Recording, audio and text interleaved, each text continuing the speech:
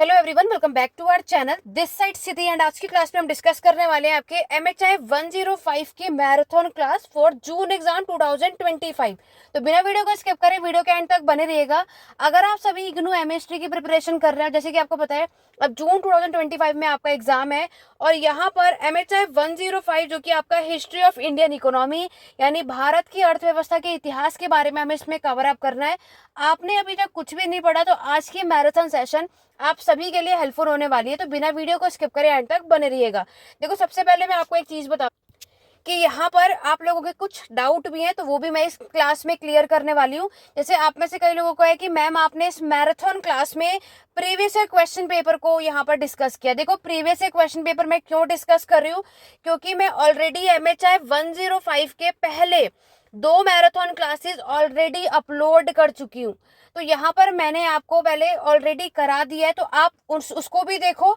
और ये मैं अब क्वेश्चन पेपर डिस्कस क्यों कर रही हूँ, जस्ट बिकॉज आपको पता है आपका यहाँ पर नया सिलेबस है और नए सिलेबस के अकॉर्डिंगली अब आपके एग्जाम में उस टॉपिक से किस किस तरीके से क्वेश्चंस पूछे जा रहे हैं और आपको उसमें क्या लिखना है, ये सबसे इंपॉर्टेंट है। ठीक है। दूसरी बात यहाँ पर है कि मैम क्या आपने मैराथन क्लास में पूरे ऑल चैप्टर को डिस्कस नहीं किया। देखो, ऑब्वियस है कि मैराथन क्लास में सारे क्लासेस जो है सारे चैप्टर को डिस्कस नहीं किया जाता। अगर आप लोग में से कोई भी चाहता है कि हमें पूरा सिलेबस पूरे ऑल चैप्टर्स को डिटेल में डिस्कशन चाहिए, तो पेड क्लासेस आप लोग फुल कोर्स एक अलग से बाय करना पड़ेगा आपको। ठीक है, जो कि 8881969880 व्हाट्सअप नंबर है, आप कांटेक्ट कर सकते हैं। और जो चाहते हैं कि मैम हमें सारे क्लासेस के यहाँ पर क्लासेस चाहिए सारे चैप्टर्स के, तो आपको वो अलग से परचेज करना पड़ेगा। मैराथन क्लास में क्या है कि इसमें जो मैक्सिमम टॉपिक रिपीट हो जाते हैं उसका एक मैं आपको बता देती हूँ कि अगर ये क्वेश्चन आएगा तो आप इसके अंदर क्या क्या लिख सकते हैं।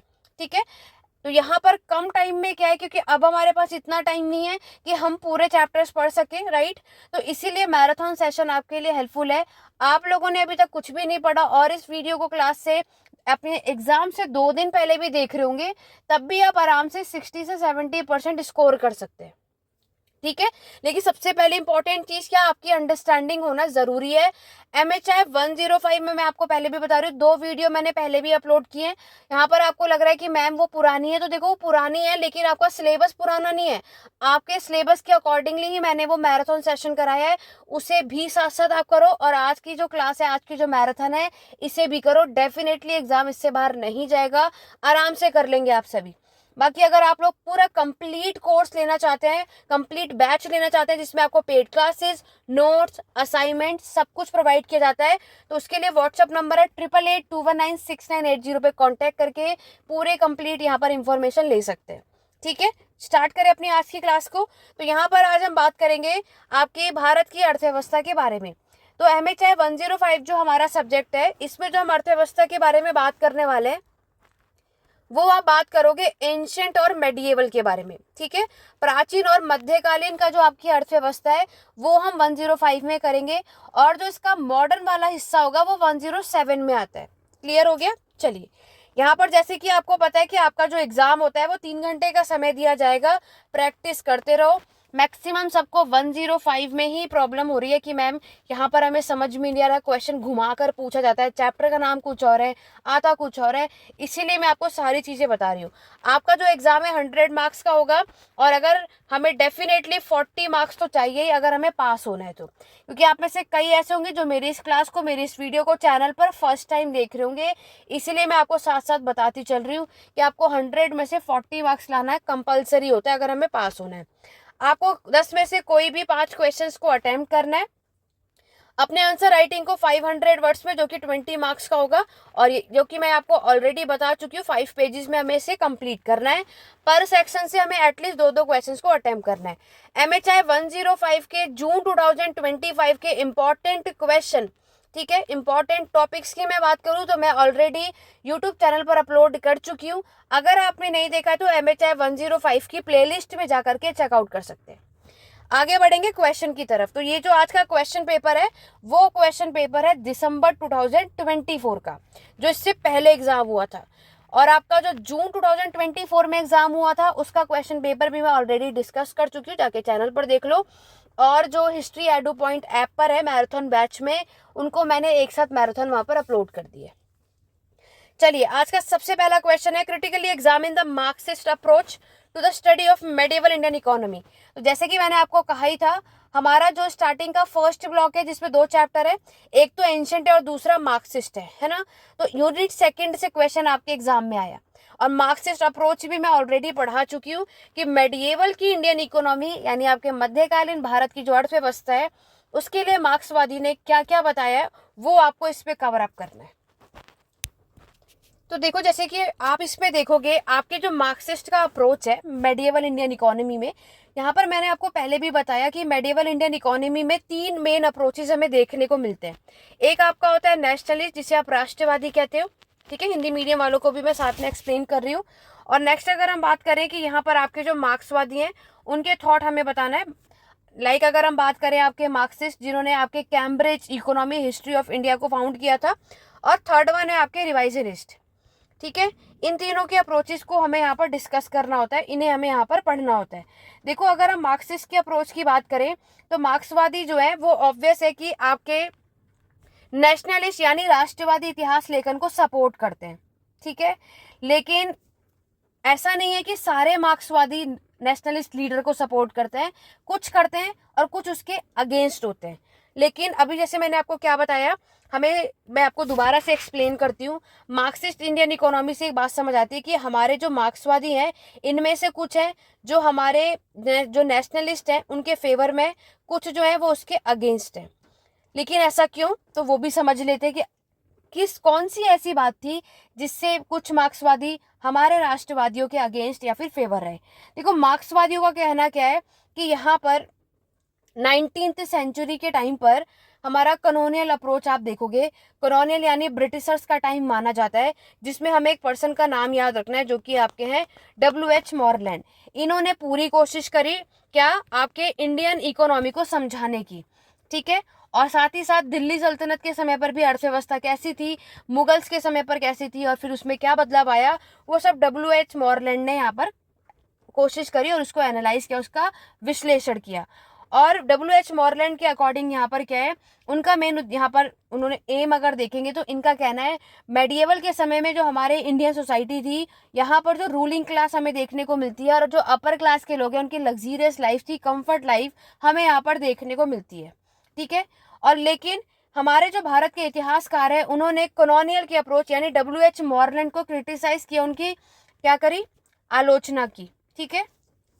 अब आलोचना किसने किया, तो आलोचना किया था आपके इरफान हबीब ने।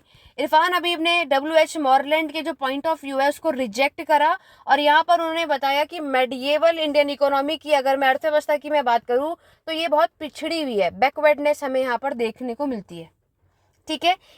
इरफान हबीब के अकॉर्डिंग क्या है, देखो इनके अकॉर्डिंग क्या है, लग्जीरियस लाइफ है, कंफर्ट लाइफ है। इरफान हबीब के अकॉर्डिंगली क्या है कि यहाँ पर आपको देखने को मिलता है कि प्राइवेट ओनरशिप ऑफ लैंड हमें यहाँ पर देखने को मिलता है, ठीक है। तो यहाँ पर ये चीजें आपको याद रखनी है। तो इन्हीं सब बातों पे हमारे जो मार्क्सवादी है कुछ तो फेवर में थे कि हाँ, राष्ट्रवादियों ने जो बात करी बात तो सही है, कुछ इसके अगेंस्ट में थे। यहाँ पर जो सपोर्ट में थे, जो जितने भी मार्क्सवादी जो सपोर्ट में थे, जो फेवर में थे, उनका क्या मानना है, वो ना उनका मानना था कि हमारे भारत की जो अर्थव्यवस्था है वो ब्रिटिशर्स ने खराब करी, ब्रिटिशर्स ने उसका शोषण किया था 18th सेंचुरी में, और उस टाइम पर इंडस्ट्रियल रेवोल्यूशन भी आ चुका था, राइट, ये बोलते हैं। लेकिन जो दूसरा ग्रुप है जो कि अगेंस्ट में था, उनका मानना था कि यहाँ पर हमारे भारत में मेडिएवल इंडिया के टाइम पर क्या हुआ, एक्सप्लॉयटेशन, शोषण हमें देखने को मिला, मनी लैंडर का कंट्रोल आपको देखने को मिला, जिन्होंने अच्छा खासा हमारे किसानों का शोषण किया था, और इन्हीं की वजह से हमारी इकोनॉमी खराब हुई है। ये चीजें आपको इसके अंदर मेंशन करना है, ठीक है। तो ये आपको बताना जब आपके एग्जाम में चीजें आती हैं। तो मैंने आपको एक ओवरव्यू दे दिया। और मार्क्सिस्ट का क्या कहना है कि हमें इस टाइम पर अपने स्टेट का कंट्रोल ज्यादातर देखने को मिलता है, उन्होंने अपना कंट्रोल ज्यादातर बना के रखा है, ठीक है। इसी वजह से क्या है, हमारे इंडिया की जो एग्रीकल्चर, क्योंकि आपको पता है हमारे भारत की जो लैंड है वो अच्छी खासी फर्टाइल उपजाऊ है, इसलिए यहाँ पे जो ब्रिटिशर्स भी इंडिया में इसी पर्पज से रूल करने आए थे, ठीक है। ये आपका फर्स्ट क्वेश्चन हुआ। तो मैंने आपको पहले भी बताया है कि यूनिट जो ब्लॉक फर्स्ट है उसमें 2 चैप्टर है, एक तो एंशिएंट है और दूसरा ये मार्क्सिस्ट। तो एंशिएंट और मार्क्सिस्ट डेफिनेटली करना। इसका जो दूसरा पार्ट है एंशिएंट, वो भी आपको किसी बाकी के जो मैराथन है उसमें मिल जाएगा। मार्क्सिस्ट के बाद नेक्स्ट क्वेश्चन आपको इन्होंने पूछा है, आपको बताना है ट्रेड और अर्बन डेवलपमेंट। व्यापार और जो शहरीकरण है ना, शहर, उसका विकास इतने टाइम पीरियड में 200 BC से 300 AD के बीच में डिस्कस करना है। टाइम पीरियड भी मैटर करता है। मैंने आपको पहले भी बताया, चैप्टर का नाम भी डेफिनेटली सबको आना चाहिए। अब आपको क्या करना है, 200 ईसा पूर्व से 300 ईस्वी के बीच में जितने भी साम्राज्य ने यहाँ पर रूल किया है और इतने टाइम पीरियड में किसने किस किस के साथ व्यापार करा है और उनका शहर कैसा था, शहरीकरण कैसा था, वो सब कुछ हमें इस क्वेश्चन में सॉल्व करना है। देखो यहाँ पर अगर आप देखोगे तो इसमें मेनली क्या है, आपका पोस्ट मॉडर्न पीरियड इंक्लूड होता है। ठीक है, अब अगर मैं आपके इसके ट्रेड और अर्बन डेवलपमेंट की बात करूँ, देखो एग्जाम में ये टाइम पीरियड आगे भी हो सकता है, अपने सिलेबस में ये चेकआउट करना, उसके अकॉर्डिंगली आपको ये बातें करनी है। तो मैंने आपको क्या बताया, ये वो समय, आपको इतना तो पता ही है क्योंकि हम ऑलरेडी हिस्ट्री आप पढ़ चुके हो। तो ये जो टाइम पीरियड दिया है, एक बात समझ आ रही है, ये पोस्ट मॉडर्न पीरियड है, यानी मॉडर्न पीरियड के जो बाद का टाइम है, उस टाइम की पीरियड के ट्रेड और अर्बन डेवलपमेंट की बात पूछी जा रही है। वहीं अगर हम बात करेंगे कि जो ट्रेड व्यापार किया जाता है, ये अच्छा खासा फ्लोरिश हुआ, और जो व्यापार किया जाता था वो इंटरनल और एक्सटर्नल ट्रेड दोनों तरीके से हमें यहाँ पर देखने को मिलता है। ठीक है, और जब ट्रेड अच्छा हुआ तो उसके वजह से अच्छा खासा अर्बन सेंटर का भी ग्रोथ हमें यहाँ पर देखने को मिला। यहाँ पर जब ट्रेड होता तो हमें लैंड रूट भी पता होना चाहिए। तो उत्तर पथ आपको याद रखना है, ये हमारा जो लैंड रूट है, यहाँ से व्यापार किया जाता था। उत्तर पथ से आप समझ रहे हो ये किससे कनेक्ट है, आपका ईस्ट और नॉर्थ इंडिया से, विद नॉर्थ वेस्ट के साथ। उत्तर पंथ के साथ नेक्स्ट आपको क्या बताना है, दक्षिण पंथ। ठीक है, उत्तर पंथ और दक्षिण पंथ से ये यहाँ पर कनेक्ट है। और मैंने आपको नेक्स्ट बताया कि ये एक्सटर्नल ट्रेड भी हमें यहाँ पर मिला। इंटरनली ट्रेड तो ये दो रास्ते आपको मिले, उत्तर पंथ और आपका दक्षिण पंथ। एक्सटर्नल ट्रेड की मैं अगर बात करूँ तो ये आपके रोम के साथ व्यापार किया जाता था, सेंट्रल एशिया के साथ अच्छा खासा व्यापार होता था इस टाइम पीरियड पर। और ये जो व्यापार किया करते थे कौन से रास्ते से करते थे, आपके सिल्क रूट से या सिल्क रोड से।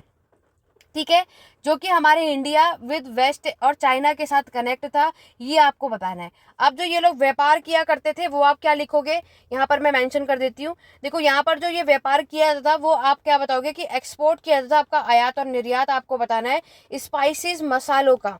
ठीक है, टेक्सटाइल ये आपको बताना है, प्रीसियस स्टोन, ये सारी चीज़ों का व्यापार किया जाता था। ठीक है, नेक्स्ट अगर हम बात करें तो इसमें सबसे ज़्यादा जैसे सिल्क भी आप देखोगे, हमारे भारत में जो प्रोडक्ट है, Indian product like textile, spices, precious stone, ये सबसे ज़्यादा डिमांड में थी फॉरेन मार्केट में। ये चीज़ें हम इसमें बताएंगे।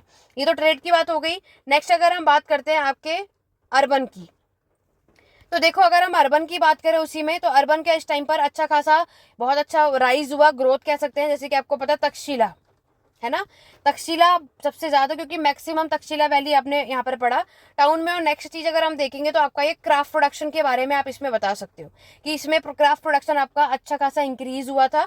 नेक्स्ट हमें यहाँ पर गिल्ड का डेवलपमेंट मिला, जिसे आप श्रेणी कहते हो, जिसमें हमारा पूरा ऑर्गेनाइजेशन ऑफ आर्टिस्ट और ट्रेडर हम यहाँ पर देखते हैं। उसके बाद जब व्यापार किया जा रहा है तो पोर्ट टाउन भी यहाँ पर बनाया गया, इसके थ्रू व्यापार किया जाता था। ये सब कुछ आपको लिखना है। ओवरऑल इस टाइम पीरियड पे 200 BC से 300 AD तक अगर हम देखें, अच्छा खासा जो व्यापार है वो फ्लोरिश हुआ था इंटरनेशनली। और उसी के थ्रू यहाँ पर आपका जो क्राफ्ट है, मेटल है, इसका कंट्रीब्यूट हमारी इकोनॉमिक के थ्रू अच्छा खासा हमें देखने को मिला। ये सारी बातें आप इसमें बताओगे। ठीक है, और जितने ये हिंदी मीडियम वाले हैं आप हिंदी मीडियम में भी चेकआउट कर सकते हो। बाकी ये क्वेश्चन पेपर मैंने चैनल पर ऑलरेडी डिस्कस किया हुआ है, आप प्लेलिस्ट में जाकर चेकआउट कर सकते हो। क्वेश्चन नंबर 3 की तरफ बढ़ेंगे। How do the land grant inscription relate to the process of agrarian expansion, elaborate.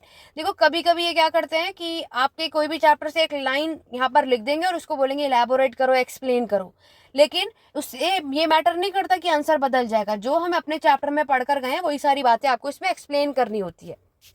देखो यहाँ पर अगर हम बात करें, हमारा जो ये लैंड ग्रांट इंस्क्रिप्शन जो है एक इम्पॉर्टेंट रोल प्ले करता है। ये यहाँ पर क्या है, इसके थ्रू हम अपने एग्रीकल्चर का जो है विस्तार कर सकते हैं अलग अलग जगहों पर। आपको पता है मेनली जो सबकी इकोनॉमी है वो हमारे एग्रीकल्चर पर ही बेस्ड है, राइट। और एग्रेरियन की अगर हम एग्रीकल्चर लैंड ग्रांट की अगर हम बात करें तो आपको पता ही है कि भूमि भी दान में दी जाने लगी। अगर हम लैंड ग्रांट देखें तो एक तो हम ब्राह्मण्स को देते हैं, जिसे आप क्या कहते हो, ब्रह्मदेय लैंड ग्रांट, राइट। कुछ हम टेम्पल्स को यहाँ पर देते हैं लैंड ग्रांट। इस तरीके से आप यहाँ देखोगे, उससे क्या होगा कि जो ऐसी चीज, ऐसी भूमि जो दान में की जाती है, उसके बाद उस लैंड पे जो कंट्रोल आता है वो उन्हीं ब्राह्मण्स का ही होता है। ठीक है, लैंड ग्रांट जैसे मैंने आपको बताया जो ब्राह्मण्स को दिया जाता है उसे हम क्या कहते हैं, आपका ब्रह्मदेय लैंड ग्रांट। ठीक है, और लैंड ग्रांट देने से क्या है, अब ये ग्रांट दे दिया, अब वो सारा काम उस ब्राह्मण का होता है, उसके बाद वो उस लैंड को क्या करते हैं, क्लियर करवाते हैं और फार्मिंग लैंड में कन्वर्ट करते हैं और फिर उसमें कल्टीवेशन करते हैं। ठीक है, वो सारी चीजें बताई गई। उससे क्या होगा, हमारे नए नए जो विलेजेस है वो स्टैब्लिश होते हैं, नए नए एग्रीकल्चर सेटलमेंट स्टैब्लिश होते हैं। ये चीजें आपको यहाँ पर देखने को मिलेंगी। और क्या हो सकता है, transforming agrarian relation. Land grant करने से क्या हुआ कि अब यहाँ पर आपका एक नई नई चीजें आपको यहाँ पर देखने को मिलेंगी। अब यहाँ पर अभी हमने लैंड ग्रांट कर दिया, पहले तो राजा का कंट्रोल था, लेकिन अब ब्राह्मण्स का कंट्रोल आपको यहाँ पर देखने को मिलता है। ठीक है, तो लैंड ग्रांट करने का उस टाइम पर यहाँ पर क्या है कि उसके बाद जो लैंड के ओनरशिप है वो वही हो जाते हैं। लेकिन एक दूसरा लैंड ग्रांट की अगर हम बात करें तो ये वाला लैंड ग्रांट जो हम कह सकते हैं आपका फ्यूडल लॉर्ड को देते हैं, बट फ्यूडल लॉर्ड का पूरा उसमें कंट्रोल नहीं होता, वो उसका ओनर नहीं होता है, वो उसको काम के लिए दिया जाता है, लेकिन उसका जो टैक्स आएगा उस लैंड से वो राजा को दिया जाता है। लेकिन अगर जो हमने लैंड ब्राह्मण्स को दिया उसका टैक्स हमारे हाथों में नहीं आएगा, वो उसी ब्राह्मण्स के ही हाथों में आता है। ठीक है, ये सब चीजें आपको इसमें याद रखनी है जब आपके एग्जाम में आएगा लैंड रेवेन्यू सिस्टम और एग्रेरियन रिलेशन, ये आपके चैप्टर में, इसको चेकआउट कर लेना। और इसमें आपको ब्रह्मदया ग्रांट के लेकर के जो नेक्स्ट क्वेश्चन आप देख रहे हो, क्वेश्चन नंबर 4 की मैं बात करूं, जिसमें हमसे पूछा जा रहा है एक्सप्लेन परिहर। देखो जरूरी नहीं है कि ये हर बार क्वेश्चन आता है, बट बाई चांस आपके में तो आपको नॉलेज होनी चाहिए, बाकी तो और भी मैराथन देखोगे तो उससे आपका काम बन जाएगा। बट अगर ये क्वेश्चन आता है तो हम क्या कर सकते हैं। ब्रह्मदया लैंड ग्रांट मैंने अभी आपको बता ही दिया, जो कि हमें ब्राह्मण्स को लैंड यहाँ पर ग्रांट की जाती है।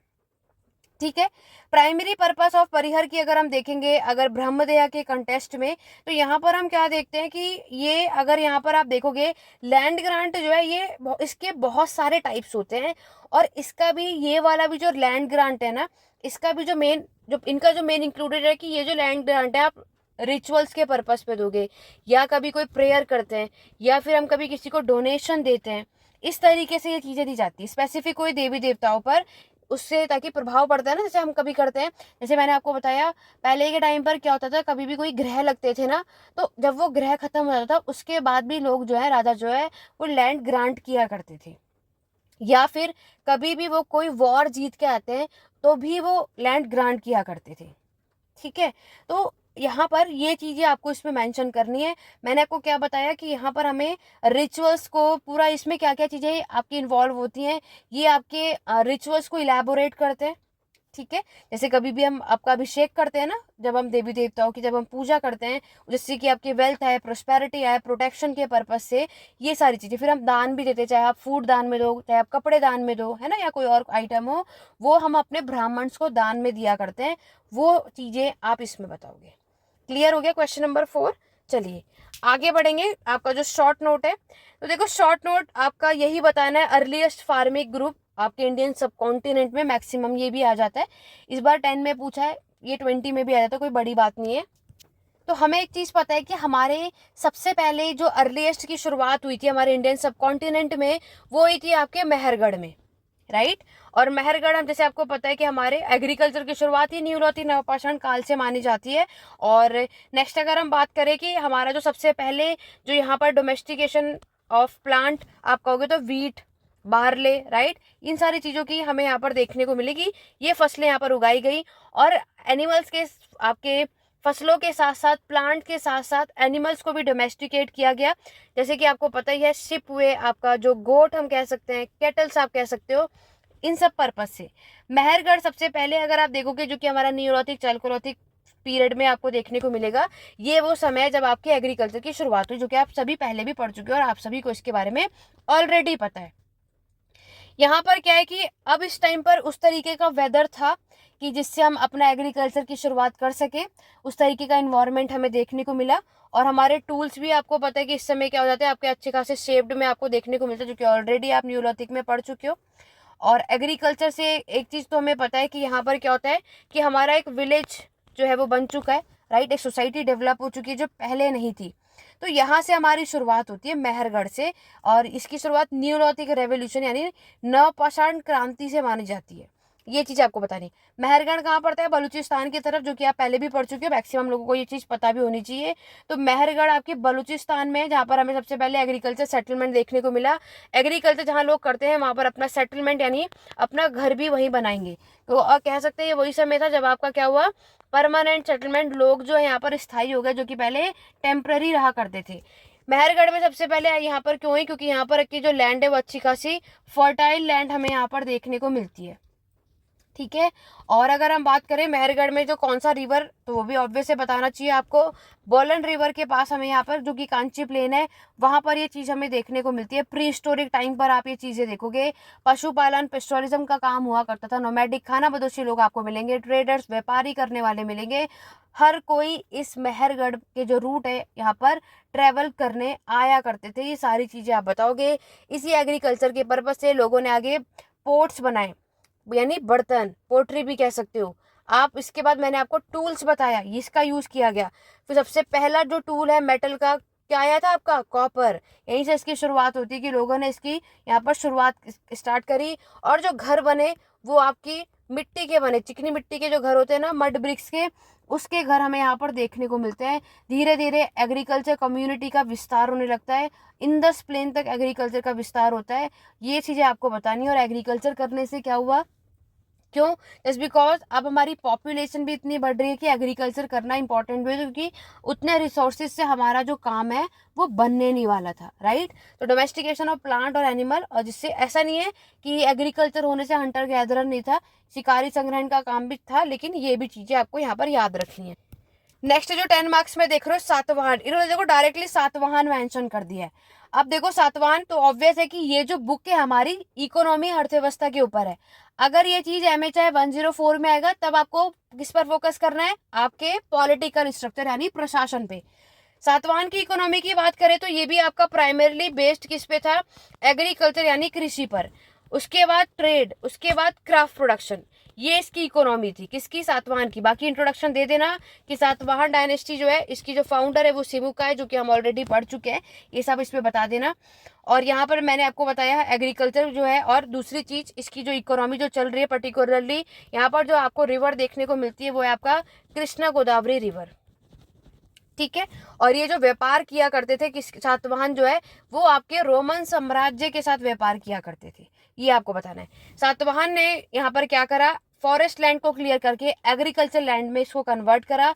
और यहाँ पर ऐसा कहा जाता है कि इन लोगों ने आपके राइस कल्टीवेशन भी किया, चावल की खेती भी इन्होंने यहाँ पर करी, जिसे आप पैडी कल्टीवेशन के नाम से भी जानते हैं।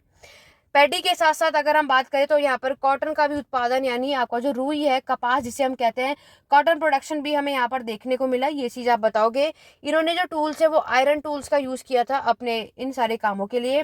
नेक्स्ट जो इकोनॉमी आप इसमें बता सकते हो वो ऑब्वियस है, ट्रेड, व्यापार के बारे में भी हमें बताना है।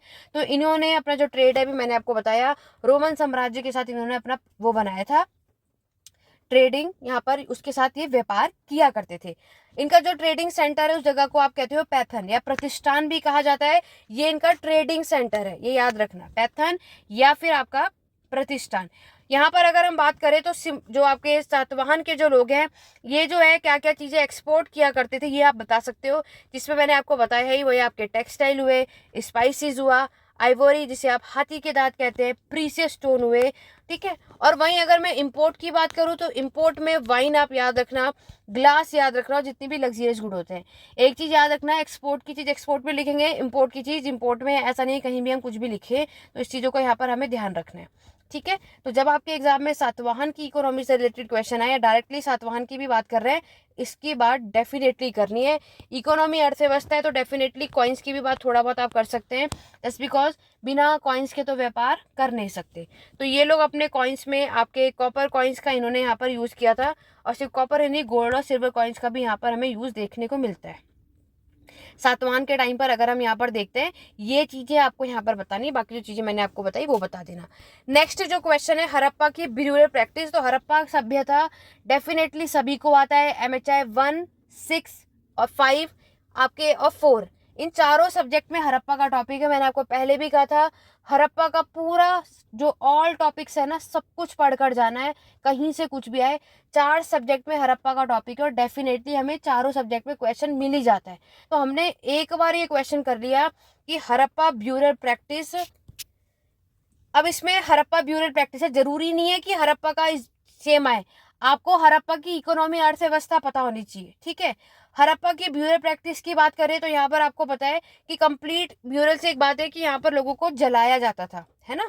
और अगर हम बात करें कि ये हमें पिट हाउसेस यहाँ पर देखने को मिलते हैं, और हमें ये भी पता है कि उस टाइम पर जो लोगों को दफनाया जाता था उनके साथ उनके ग्रेव्स में पोट्री, बर्तन और साथ में ज्वेलरीज भी रखी जाती थी।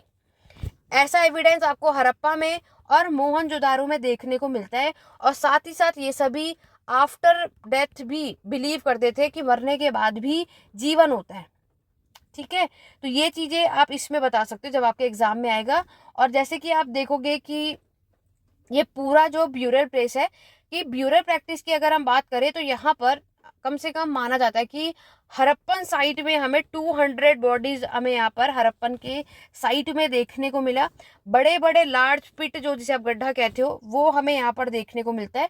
और जो ये पिट्स होते थे वो कौन से शेप में आपको मिलेंगे, ओवल और रेक्टेंगुलर शेप में हमें यहाँ पर देखने को मिलता है। उसकी जो वो लाइनिंग विद आपका मड ब्रिक्स के साथ बना हुआ होता था, ये सारी चीजें भी। और साथ में वुडन कफिन्स भी हमें यहाँ पर देखने को मिलता है, ये चीजें भी आप बताएंगे, ठीक है। और ये जो चीजें यहाँ पर रखी जाती थी इनके साथ, तो ये लोगों का उस टाइम पर मानना था कि लोगों के मरने के बाद भी उन्हें ये सारी चीजें नेक्स्ट जो लाइफ होगी उसमें ये चीजें इन्हें मिले। तो कुछ इस तरीके के थॉट थे। नेक्स्ट क्वेश्चन है गुप्ता की इकोनॉमी। देखो सातवाहन भी आ गया, गुप्ता भी आ गया, कुषाण और आपका मौर्य। तो इसलिए मैंने आपको पहले भी कहा था ये चारों टॉपिक सभी को करना है, MHI 4-5 में डेफिनेटली काम आएगा। नेक्स्ट आपके गुप्ता की इकोनॉमी के बारे में भी बात कर लेते हैं। जल्दी से वीडियो को लाइक शेयर सब्सक्राइब कर लो ताकि आगे और भी मैराथन के लिए आप हेल्पफुल रहें। फर्स्ट ईयर के बाद सेकंड ईयर भी आप मेरे साथ मेरे चैनल पे बने रहो, पूरा मास्टर हिस्ट्री आप मेरे चैनल से आराम से निकाल लेंगे, वो भी अच्छे स्कोर के साथ, ठीक है। वीडियो कैसी लगी, क्लास कैसी लगी, कमेंट जरूर करना है। डेफिनेटली सभी को लाइक शेयर जरूर करना है, हर एक स्टडी ग्रुप में इसको शेयर कर दो, लाइक जरूर करो, ठीक है। चलिए गुप्ता की इकोनॉमी, गुप्ता की अर्थव्यवस्था के बारे में बात करें तो यहाँ पर सबसे पहले टाइम पीरियड भी जितनों को याद हो जाए तो बहुत अच्छी बात है। AD CE ईस्वी कुछ भी लिखें, आपकी चॉइस। गुप्ता की इकोनॉमी भी आपकी एग्रीकल्चर पे प्राइमरली बेस्ड एग्रीकल्चर पे था, फिर ट्रेड और आपका क्राफ्ट इंडस्ट्री, इन सभी का कंट्रीब्यूशन आपको मिला। यहाँ पर आपको पता है कि गुप्ता पीरियड को हम गोल्डन एज, स्वर्ण काल के नाम से भी यहाँ पर जाना जाता है, क्योंकि क्यों, जस्ट बिकॉज यहाँ की गुप्ता के समय की जो अर्थव्यवस्था है बहुत अच्छी हमें यहाँ पर देखने को मिलती है। एग्रीकल्चर भी वेल डेवलप्ड आपको देखने को मिला। और गुप्ता पीरियड में जो ट्रेड है ये भी अच्छा खासा फ्लोरिश हुआ, एक्सटर्नली और इंटरनली दोनों।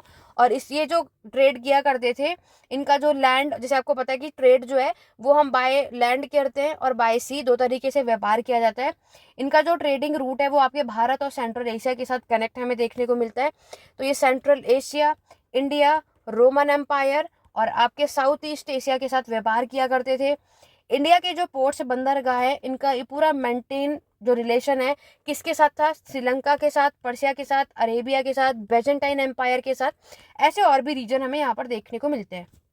नेक्स्ट ट्रेड के बाद आप लोग इसमें इंडस्ट्री के बारे में बता सकते हो कि हमें गुप्ता साम्राज्य के टाइम पर इंडस्ट्रीज भी देखने को मिलती है। इंडस्ट्रीज भी अगर हम बात करें तो आपकी माइनिंग की वो होती है, मेटल्स की हमें इंडस्ट्री यहाँ पर देखने को मिलती है, आपके आयरन, कॉपर और अदर मेटल्स का प्रोडक्शन हमें यहाँ पर देखने को मिलता है। बाकी metal working, textile production, pottery, ये सब कुछ आपको यहाँ पर मिलेगा, ठीक है। आगे बढ़ते हैं। नेक्स्ट अगर हम बात करें तो व्यापार हो रहा है तो ऑब्वियस है गिल्ड यानी श्रेणी भी आपको यहाँ पर देखने को मिलेंगे, तो आपको मर्चेंट, इन सब का बारे में भी आपको बताना है। बाकी देखो इस टाइम पर लैंड ग्रांट सिस्टम आपके गुप्ता पीरियड में हमें डेफिनेटली देखने को मिला है। तो गुप्ता साम्राज्य के जो राजा थे वो लैंड ग्रांट किया करते थे आपके ब्राह्मण्स को, जिसे आप ब्रह्मदया लैंड ग्रांट कहते हो, वो सारी चीजें आप इसमें मेंशन कर सकते हैं। साथ ही साथ मैं आपको बता दूं इस टाइम पर टैक्सेस भी लगे थे, टैक्सेस भी पे करना पड़ता था। दो तरीके के टैक्स था, एक तो आपका बाली और आपका दूसरा होता है विशिष्ट, ठीक है, या विष्टि कैसे, बाली। और ये बाली और भाग तो हमने पहले भी पढ़ा है मौर्यन में। तो ये तरीके के जो टैक्स है ये पे करने पड़ते थे, जो हमें गुप्ता की इकोनॉमी के टाइम पर देखने को मिलता है। बाकी देखो मैंने आपको पहले भी बताया, डिटेल में हर एक चैप्टर को पढ़ना है तो आपको एक सेपरेटली, सिर्फ जरूरी नहीं है कि कंप्लीट बैच लो, आप सभी सिंगल भी ले सकते हैं, चाहे क्लासेस लो चाहे नोट्स लो, आपकी चॉइस है। बाकी अगर इतनी सी चीजों में भी क्लियर हो जा रहा है मैराथन से, क्योंकि आपको एक ओवरव्यू मिल जा रहा है कि हमें कब कहाँ क्या कितना लिखना है, मेनली बात ये है। बट कभी भी मैराथन क्लास में कोई भी चैप्टर को डिटेल में नहीं पढ़ाया जाता है, ठीक है। चलिए सेक्शन बी की तरफ बढ़े। जैसे कि मैंने इंपॉर्टेंट क्वेश्चन में एक चीज बताई थी, सेक्शन ए का क्वेश्चन के में क्वेश्चन अटेम्प्ट करना है तो स्टार्टिंग के ब्लॉक पर फोकस करो, और सेक्शन बी के करना है तो लास्ट के ब्लॉक पर काम करना है। देखो क्वेश्चन नंबर 6 है ना, ये बहुत रिपीट होता है, बहुत। फॉर्म्स ऑफ पीजेंट रेजिस्टेंस, ये वर्ड आपको मिलेगा, बहुत रिपीट होता है। पीजेंट रेजिस्टेंस मेडिएवल पीरियड के टाइम पर अगर हम बात करें तो यहाँ पर आपका सोशल इकोनॉमिक कंडीशन हम देखेंगे, ठीक है। इसमें जो अथॉरिटी है वो लैंडलॉर्ड के हाथों में होगी, रूलर्स के हाथों में होगा, ये चीजें हम यहाँ पर देखते हैं। आज अगर हम बात करें, जैसे कि अब ये हम हर एक पर्सपेक्टिव से बात कर सकते हैं, हर एक नजरियों से आप इसमें देख सकते हो कि आखिरकार पीजेंट रेजिस्टेंस को एवरीडे फॉर्म के पर्सपेक्टिव से यहाँ पर बात की जा रही है, तो हमें उसके अकॉर्डिंगली ही यहाँ पर उसको मेंशन करना है, ठीक है। ये जो आपका एक ब्लॉक है ना एग्रीकल्चर वाला, जो कि मैंने बताया मोस्ट इंपॉर्टेंट है, 2 से 3 क्वेश्चन हमें यहाँ से मिल जाते हैं, तो आपको वो वाला ब्लॉक जो है सभी को डेफिनेटली करना चाहिए। फॉर्म ऑफ पीजेंट रेजिस्टेंस हुए, चाहे आपके पीजेंट के कैटेगरीज हुआ जिसमें खुद कास्ता पाए कास्ता, ये सारी चीजें पूछी जाती हैं, तो इसके लिए आपको ऑलरेडी नॉलेज होनी चाहिए, और ये वाला ब्लॉक तो कोई स्किप ना करे तो बेटर होगा। अब अगर एवरीडे फॉर्म्स में अगर हम बात करें तो हर एक के पर्सपेक्टिव से हम इसमें बात करते हैं।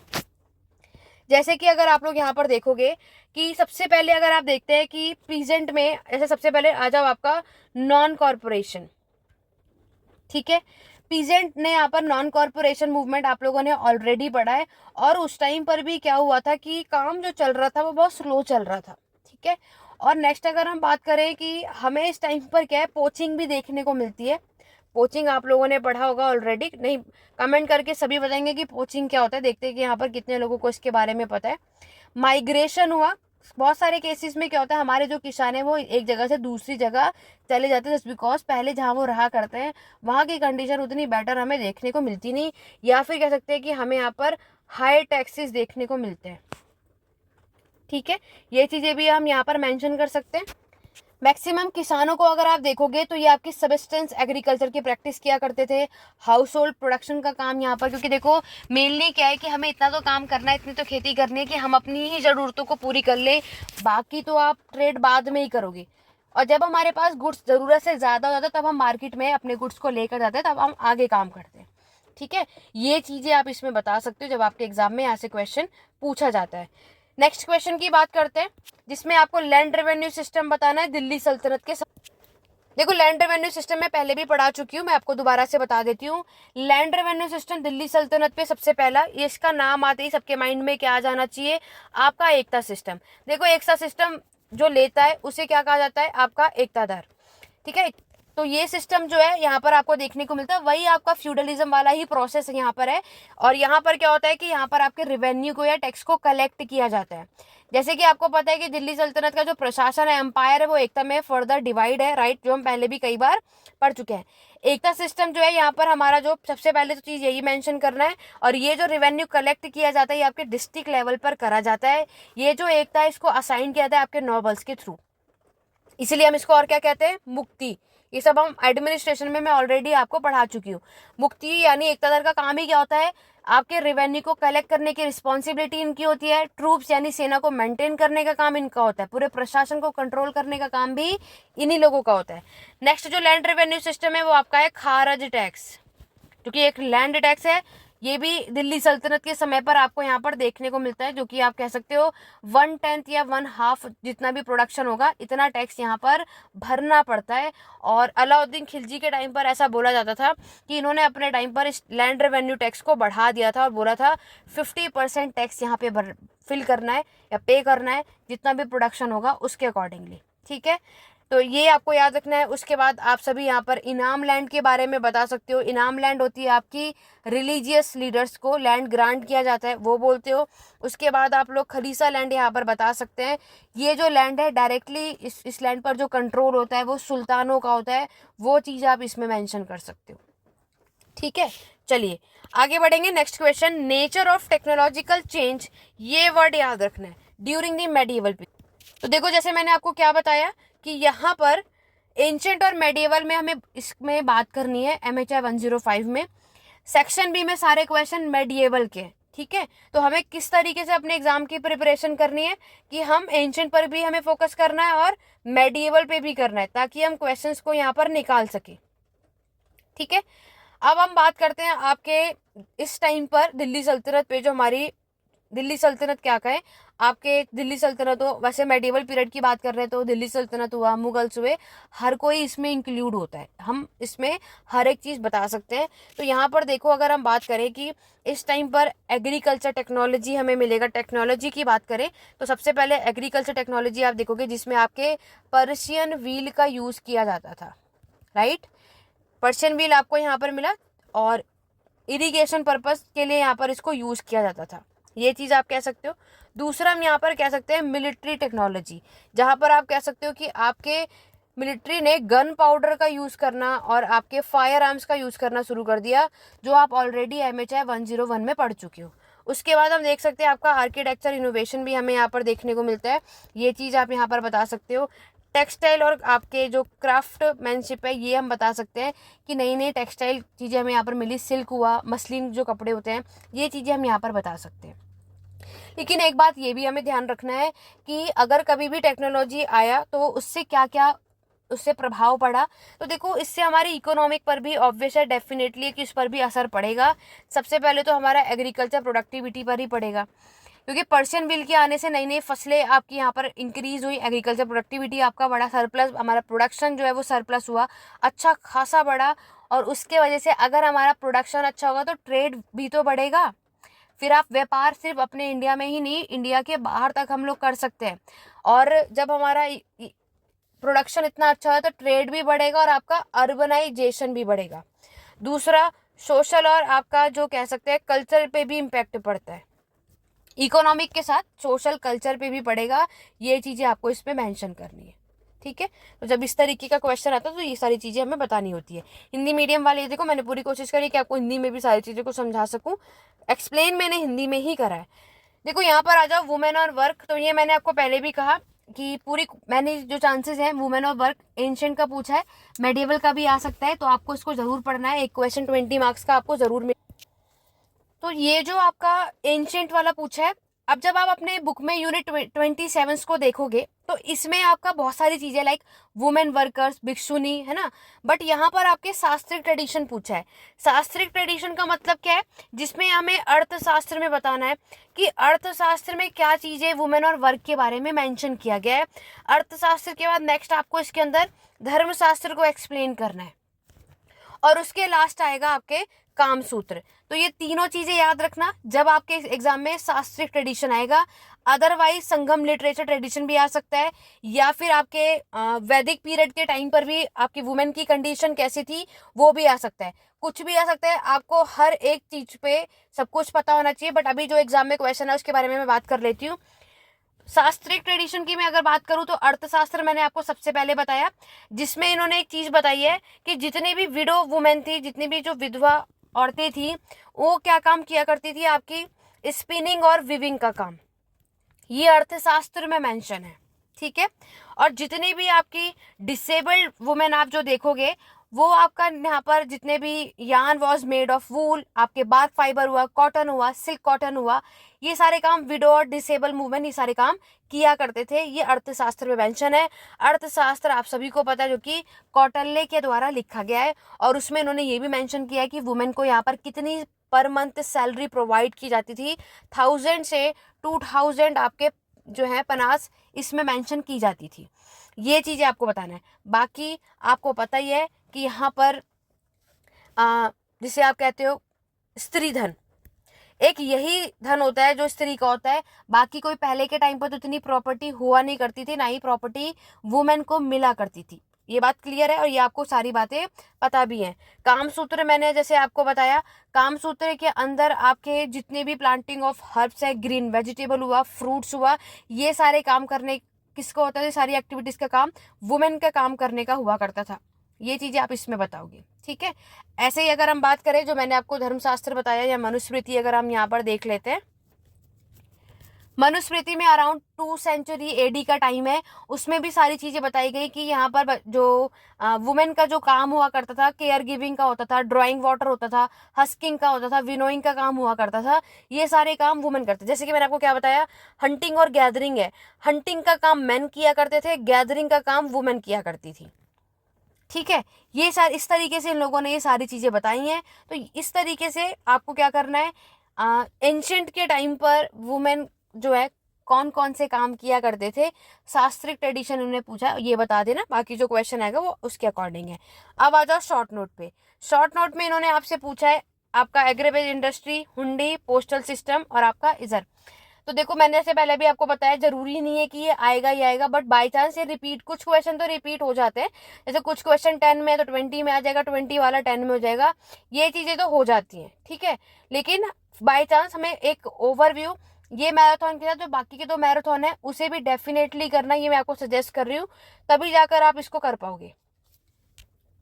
देखो हुंडी मैंने पहले भी आपको बताया, ये बिल ऑफ एक्सचेंज का सिस्टम होता है, हुंडी हम पहले भी पढ़ चुके हैं। ठीक है, उस टाइम पर ये बिल ऑफ एक्सचेंज के तौर पर यहाँ पर काम किया, और ये उस टाइम पर एक ट्रेडिशनल मेथड हुआ करता था आपके मनी को ट्रांसफर करने का।